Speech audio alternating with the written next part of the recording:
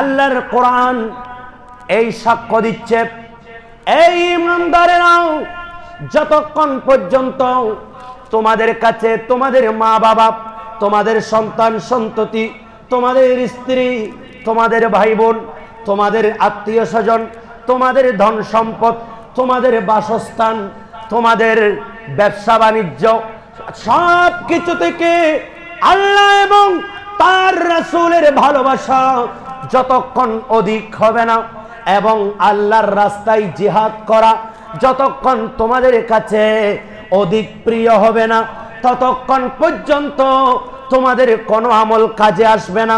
কিভাবে? আল্লাহ বলেন, যারা এইগুলার চেয়ে আল্লাহ আল্লাহ রাসূলের ভালোবাসা অধিক অন্তরে জায়গা রাখে নাই, এগুলাকে সন্তান সন্ততি, পরিবার পরিজন, ধন সম্পদ, ব্যবসা বাণিজ্য, এগুলাকে প্রথম নম্বরে রেখেছে। আল্লাহ আল্লাহ রাসূলের ভালোবাসা, আল্লাহ আল্লাহ রাসূলের নির্দেশ, আল্লাহ আল্লাহ রাসূলের দেওয়া আমানত, আল্লাহ আল্লাহ রাসূলের দেওয়া বিধান, এগুলাকে দ্বিতীয় নম্বরে রেখেছে। আল্লাহ বলেন, তোমরা একটু অপেক্ষা করো, অপেক্ষা করো, অনতিবিলম্বে তোমাদের উপর আল্লাহর পক্ষ থেকে আযাব আসতেছে। নাউযুবিল্লাহ বলেন। কুল ইন কানা আবাউকুম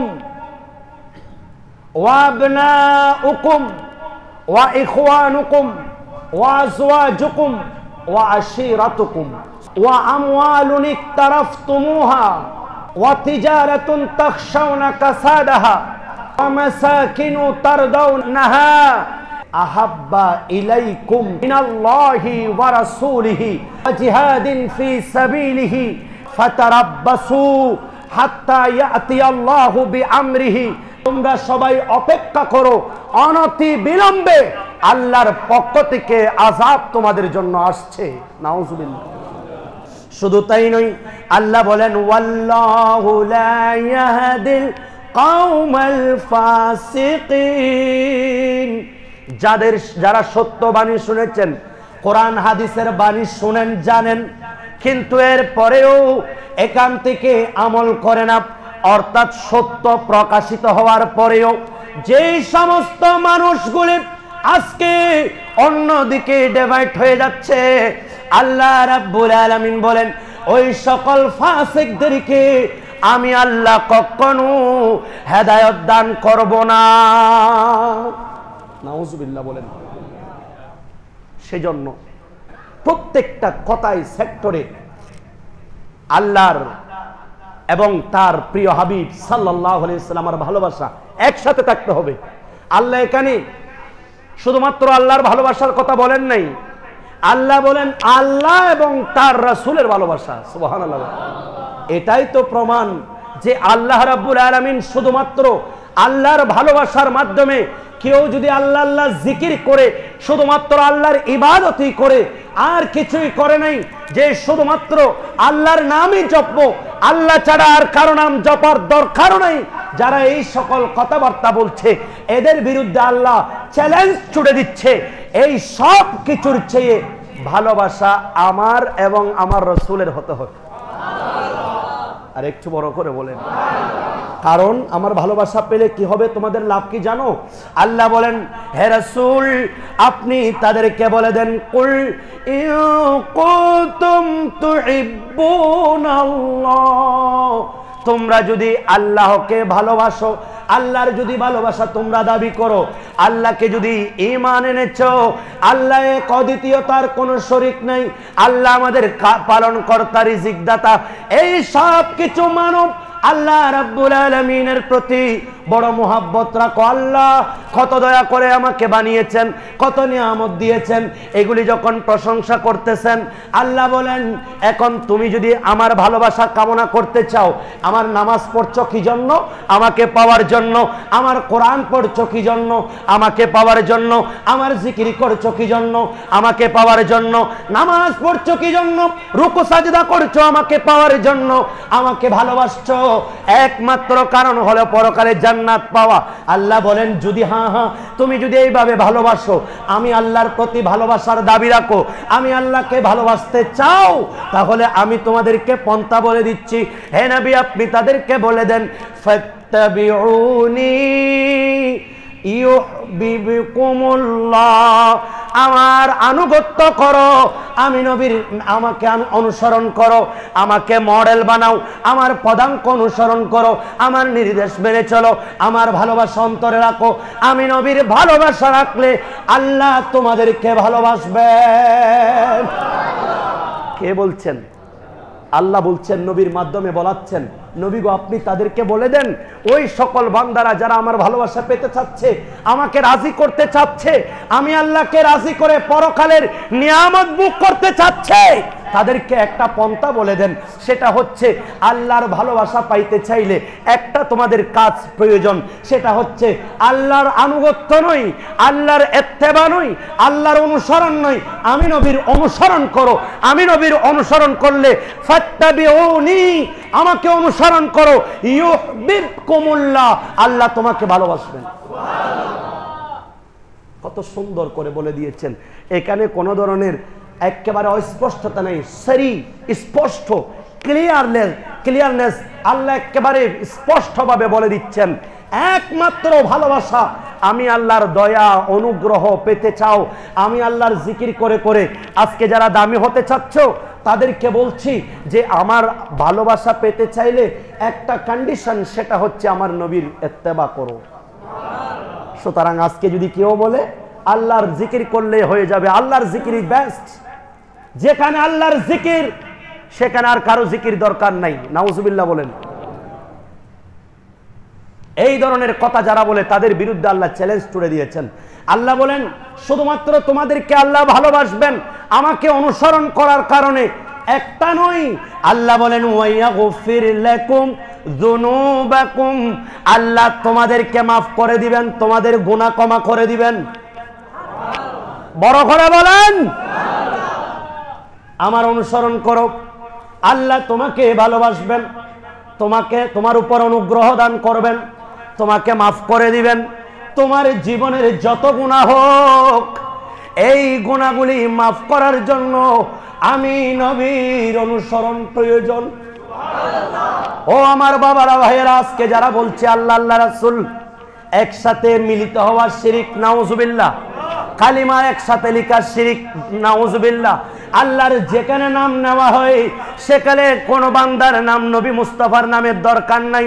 আজকে যারা বলছে তাদেরকে আমি বলবো আল্লাহর কোরআনের বিরোধিতা করবেন না, রাসূলুল্লাহর হাদিসের বিরোধিতা করবেন না। আল্লাহ বলছেন, হে আমার বান্দারা আমাকে ভালোবাসছো, আমার মোহাব্বত দাবি করছো, কন্ডিশন হচ্ছে আমার নবীর অনুগত্য, আমি নবীর ভালোবাসা। ক্ষমা পাওয়ার জন্য কন্ডিশন এটাই। আরেকটা আয়াতে বলছেন বিসমিল্লাহির রাহমানির রাহিম ওয়ালাউ আন্নাহুম ইযলামু আনফুসাহুম জাউ, যদি নিজেদের নফসের উপর জুলুম করো, অর্থাৎ গুনাহ করো, গুনাহ করা মানে নিজের নফসের উপর শরীরের উপর জুলুম করা। এই হাত এমনিতে জাহান্নামে যাবে না, আপনার কারণে আমার কারণে যাচ্ছে, ঠিক কিনা বলেন? এই চোখ জাহান্নাম দেখবে না, আল্লাহ তাকে জাহান্নাম দেখার জন্য বানাই নাই, এটাও আল্লাহর একটা সৃষ্টি।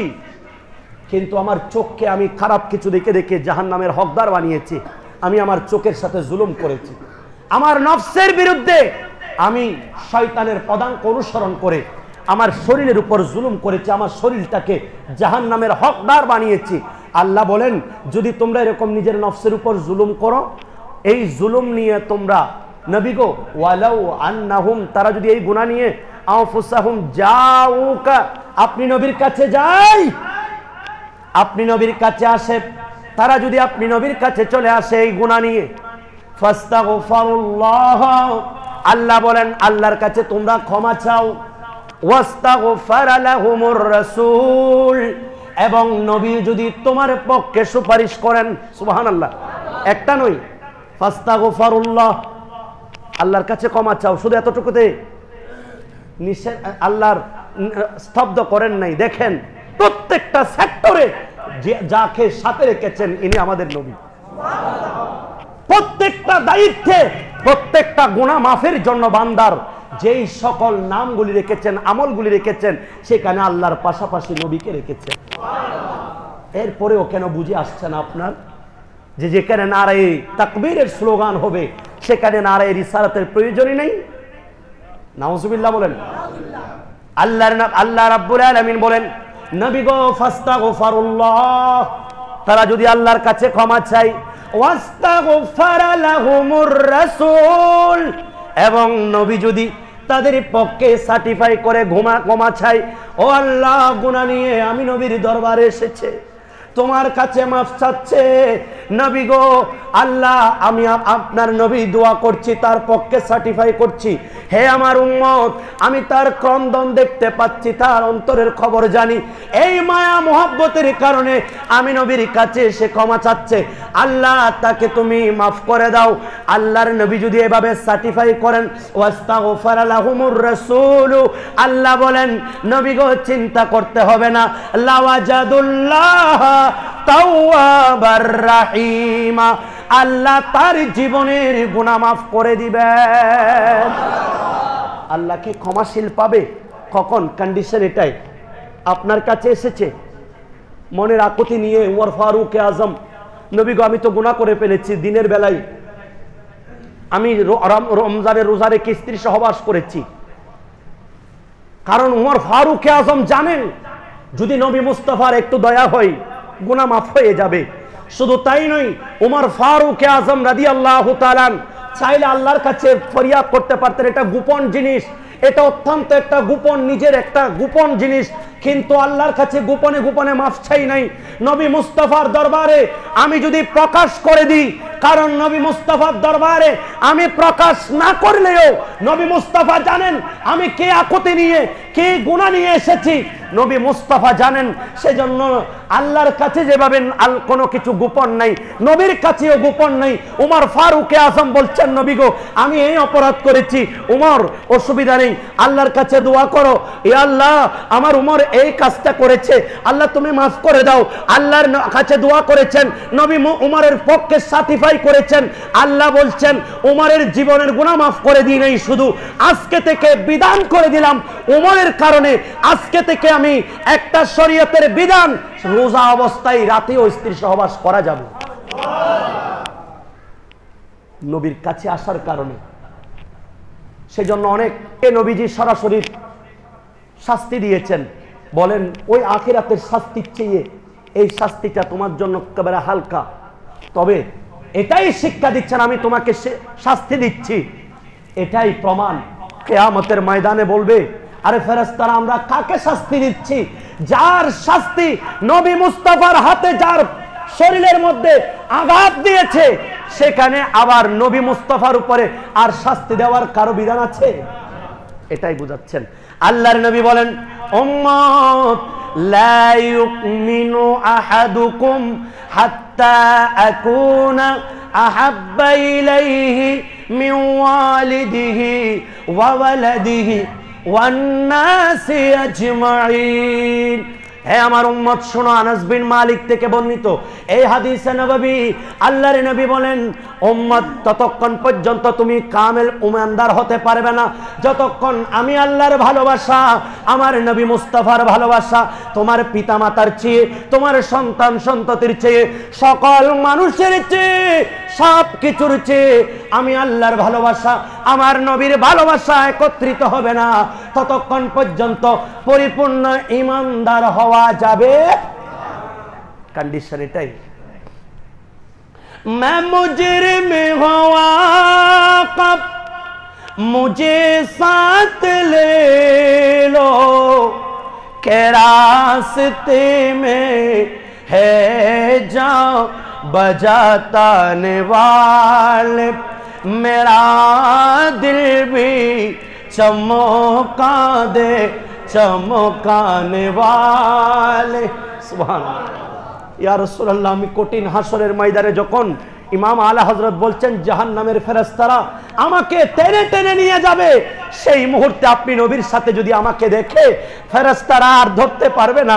ফেরেশতারা বলবেন, যার সাথে নবী মুস্তাফার পিছনে যার, তাকে আমাদের ধরার কোনো সুযোগ। সুবহানাল্লাহ বলেন। আজকে যারা বলছে এই ইমানদার, এটা বুখারীতে আছে, মুসলিম শরীফে আছে, আল্লাহর নবী বলেন সালাতুন মান কুন্না ফিহি ওয়াজাদা হালাওয়াতাল ঈমান আইয়াকুনা আল্লাহু ওয়া রাসূলুহু আহাব্বা ইলাইহি মিম্মা সিওয়াহুমা। আল্লাহর নবী বলেন এই উম্মত শোনো, তিন ব্যক্তির কাছে ঈমানের স্বাদ পাবে, ঈমান মজা পাবে, ঈমানের মজা পাবে তিন ব্যক্তির কাছে। ওই তিন ব্যক্তি, ওই মানুষগুলির মধ্যে, ওই মানুষটার মধ্যে ঈমানের স্বাদ পরিপূর্ণ পাবে, তাকে ঈমানদার হিসাবে সার্টিফাই দাও। এই ঈমানদার হওয়ার জন্য তিনটি আলামত, যেই ব্যক্তির কাছে এই তিনটা আলামত দেখবা, এক নাম্বার আল্লাহ এবং ভালোবাসা, রাসূল, আল্লাহ এবং তার রাসূলের ভালোবাসা ওই ব্যক্তির কাছে অধিক হয়ে যাবে। যার কাছে সন্তান সন্ততি সবকিছুর চেয়ে আল্লাহ রাসূলের ভালোবাসা বেশি পাবে, তাকে তুমি ঈমানদার হিসাবে সার্টিফাই করতে পারো। সেই ঈমানের মজা বুঝেছে, সেই ঈমানদার। মা বাবা সন্তান সন্ততি সবার আগে নবীর প্রীতি, সুবহানাল্লাহ বলেন। আমার জানের চেয়ে প্রিয় অতি তাকে জেনেছি, আমরা হৃদয় থেকে নবীজিকে ভালোবেসেছি। আমিন বলেন। এটাই বলছেন রাসূল পাকের হাদিস, এটাই। আমি যেটা ছন্দের মধ্যে বলছি সেটা আবার হাদিসও বলছি। নবী মুস্তাফা বলছেন সবার চেয়ে ভালোবাসা আল্লাহ রাসূলের অধিক হবে না, তাহলে আপনি ততক্ষণ ঈমানদার হতে পারবেন না। এক নাম্বার কন্ডিশন, তার কাছে দুনিয়ার সবকিছুর চেয়ে আল্লাহ রাসূলের ভালোবাসা বেশি হবে। দ্বিতীয় নাম্বার, আল্লাহর নবী বলেন ওয়া আইয়ুহিব্বাল মারআ লা ইউহিব্বুহু ইল্লাল্লাহ। মুসাল্লিরা ইমামকে ভালোবাসবে, ইমামরা মুসাল্লিকে ভালোবাসবে একমাত্র আল্লাহর সন্তুষ্টির জন্য, আর কোনো মাঝখানে উদ্দেশ্য নাই। একজন মানুষ আরেকজন মানুষকে ভালোবাসবেন একমাত্র আল্লাহর সন্তুষ্টির উদ্দেশ্যে। এইভাবে একজন আরেকজনকে যারা ভালোবাসবে, আল্লাহর নবী বলেন ওই ব্যক্তিটা ঈমানের স্বাদ পেয়েছে। তৃতীয় নম্বর, ওয়া আইয়াকরাহা আইয়াউদা ফিল কুফরি কামা ইয়াকরাহু আইয়ুকযাফা ফিন্নার। ওই ব্যক্তি ঈমানদার হওয়ার পরে আবার বেঈমান হয়ে যাওয়ার মধ্যে এত বেশি ভয় করে, ওই ব্যক্তি ঈমানের স্বাদ পেয়েছে। যেই ব্যক্তি ঈমানদার হয়েছে, ঈমানদার হয়ে যাওয়ার পরে পরে আবার বেঈমানের দিকে ফিরে যাওয়াকে এত বেশি অপছন্দ করে, যেমনি ভাবে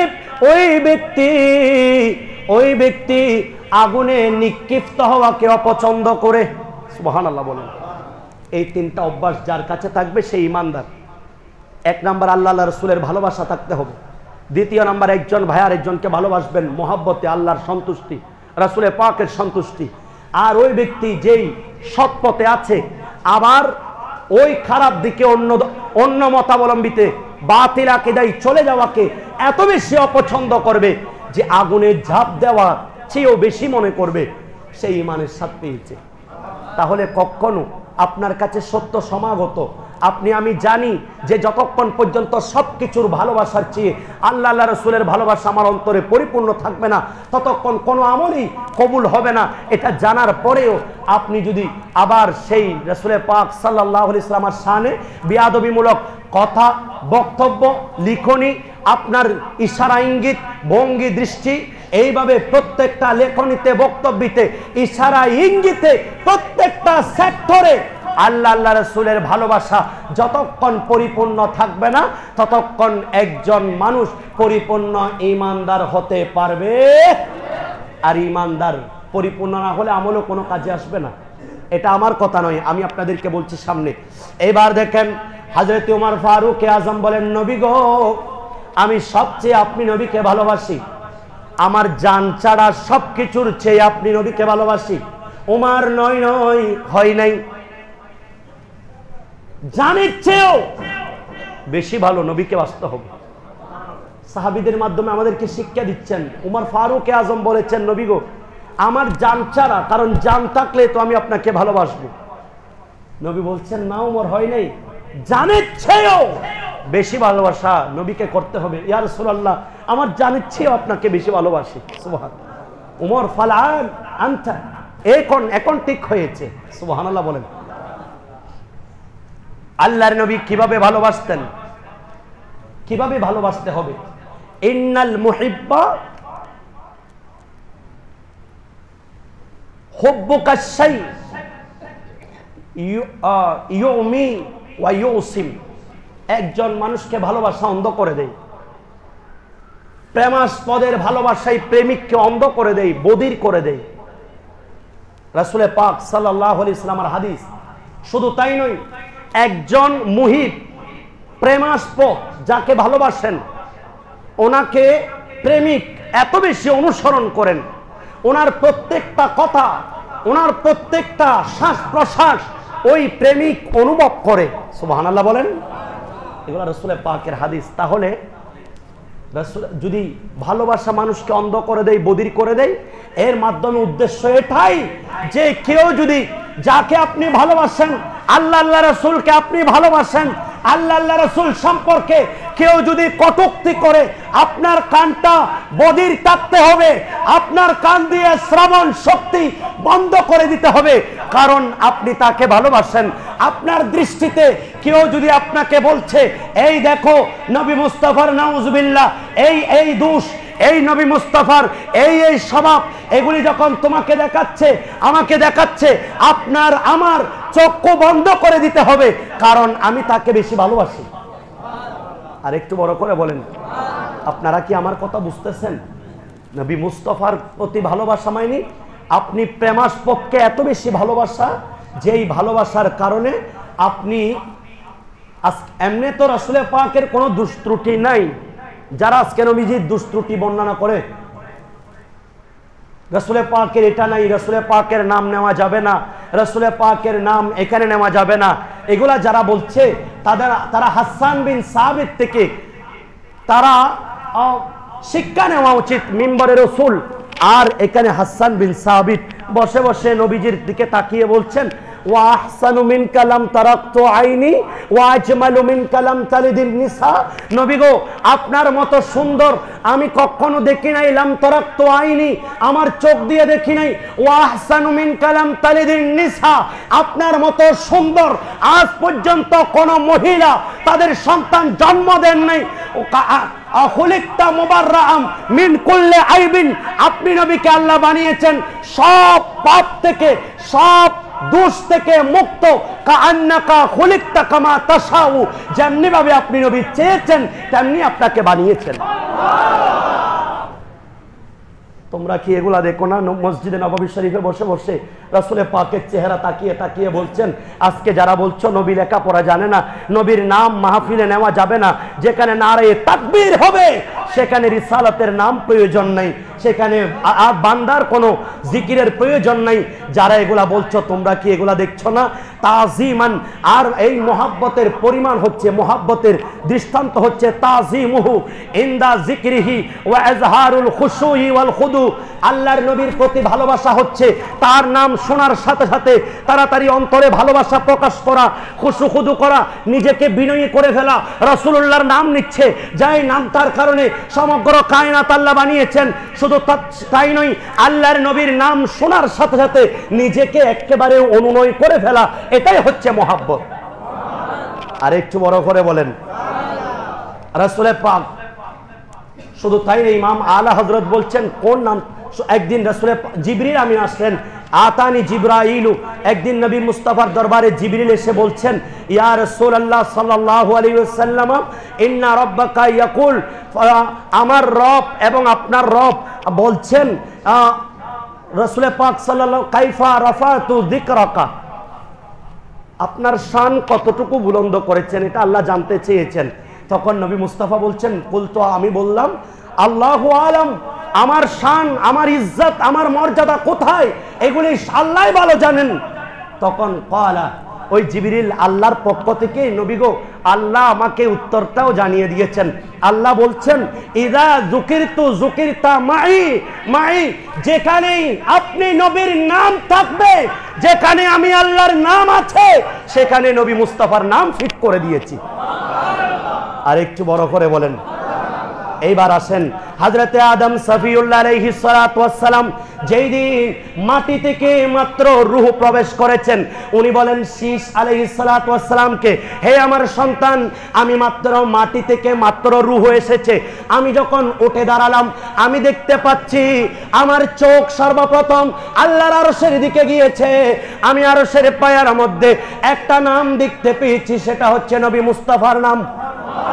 শুধু তাই নয়, আল্লাহ আমাকে সুযোগ দিয়েছেন, সমগ্র কায়নাত ভ্রমণ করিয়েছেন, আমি প্রত্যেকটা জায়গায় ঘুরেছি, আমি যেখানেই গিয়েছি সেখানেই যেই নামটা দেখেছি, আমি আরশ আজিমের প্রত্যেকটা কর্নারে যেই নাম দেখেছি, আমি আল্লাহর কুদরতি আরশের মধ্যে যেই নাম দেখেছি, আমি আসমানের প্রত্যেকটা জায়গায় যেই নাম দেখেছি, আমি জান্নাতের প্রত্যেকটা কামরায় যেই নাম দেখেছি, আমি জান্নাতের প্রত্যেকটা দরজায় দরজায়, সেই প্রত্যেক কামরায়, প্রত্যেকটা গাছের পাতায় পাতায় এবং হুর ও গিলমান আল্লাহর জান্নাতীদেরকে খেদমত করার জন্য যেই সকল আল্লাহ রাব্বুল আলামিন ওয়েটারদেরকে আল্লাহ এখানে নির্দেশ দিয়েছেন, যেই সমস্ত হুর ও গিলমান প্রত্যেকের চোখের ডগায় ডগায় আমি একটা নাম দেখতে পেয়েছি, সেই নামটা হচ্ছে নবী মুস্তাফার নাম।